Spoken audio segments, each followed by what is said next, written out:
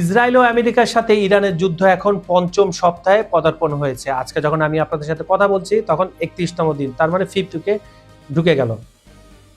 পারস্য উপসাগরে উত্তেজনার পারদ চড়িয়ে পেন্টাগন জানিয়েছে তারা প্রায় ৩,৫০০ মার্কিন মেরিন ও সেনা সদস্য ওই অঞ্চলে পৌঁছে চূড়ান্ত নির্দেশের অপেক্ষায় রয়েছে। খুব ভালো কথা, তারা রেডি হয়ে বসে আছে। ইরান এই পদক্ষেপকে আগ্রাসনের নীল নকশা হিসাবে অভিহিত করে হুঁশিয়ারি দিয়েছে মার্কিন সেনারা পা বাড়ালেই তাদের উপর আগুনের বৃষ্টি ঝরানো হবে। তেহরানের পক্ষ থেকে স্পষ্ট বার্তা দেওয়া হয়েছে পারস্য উপসাগর হবে মার্কিন সেনাদের সমাধি।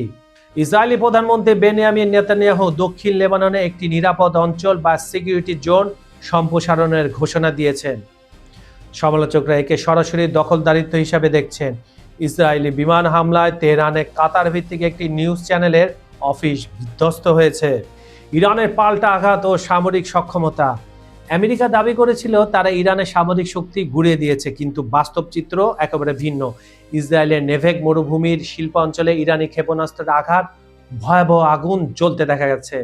এমনকি সৌদি আরবে মোতায়েন করা আমেরিকার অত্যন্ত মূল্যবান অ্যাকোয়াস স্পাই প্লেনও ইরানি হামলায় ধ্বংস হওয়ার খবর পাওয়া গেছে। ইরান কেবল রক্ষণে নয়, বাহরাইন, কুয়েত এবং সংযুক্ত আরব আমিরাতেও পাল্টা আঘাত এনে নিজেদের সক্ষমতা প্রমাণ দিচ্ছে।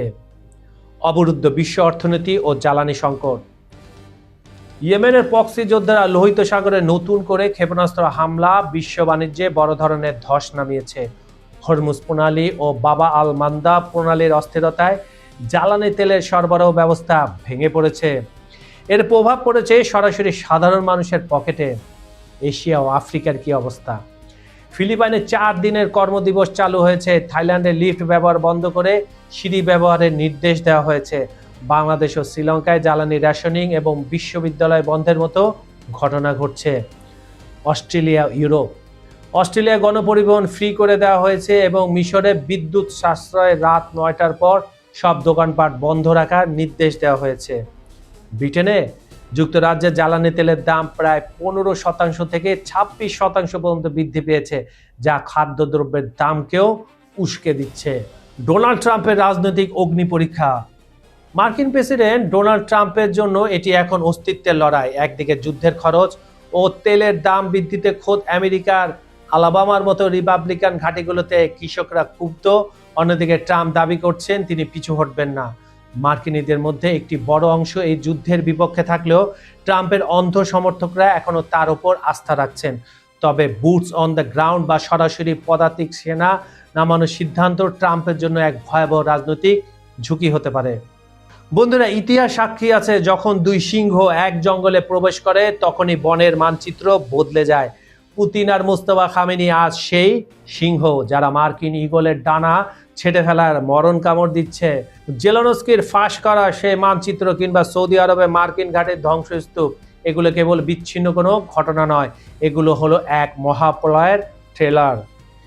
ভাবুন তো একবার, যদি সত্যি হরমুজ প্রণালী চিরতরে বন্ধ হয়ে যায়, যদি আপনার হাতের স্মার্টফোন থেকে শুরু করে রান্নাঘরের চুলা পর্যন্ত সবকিছু অচল হয়ে পড়ে, পুতিনের এক ইশারায় মধ্যপ্রাচ্যের তপ্ত বালিতে আজ কেবল বারুদের গন্ধ নয়, মিশে আছে এক নতুন বিশ্ব ব্যবস্থার জন্মলগ্ন, যেখানে ডোনাল্ড ট্রাম্পের তর্জন গর্জন হয়তো কেবল ইতিহাসের পাতায় ধুলো জমা এক আর্তনাদ হয়ে থাকবে।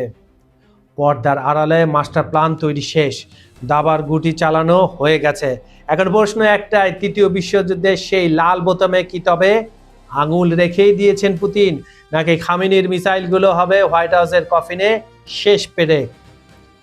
আপনার কি মনে হয়, এই গোপন আতাত কি পারবে আমেরিকার একচ্ছত্র আধিপত্য গুড়িয়ে দিতে, নাকি বিশ্ব দেখবে আরো এক রক্তক্ষয়ী ধ্বংসলীলা? কমেন্ট বক্সে আপনার মতামত জানান।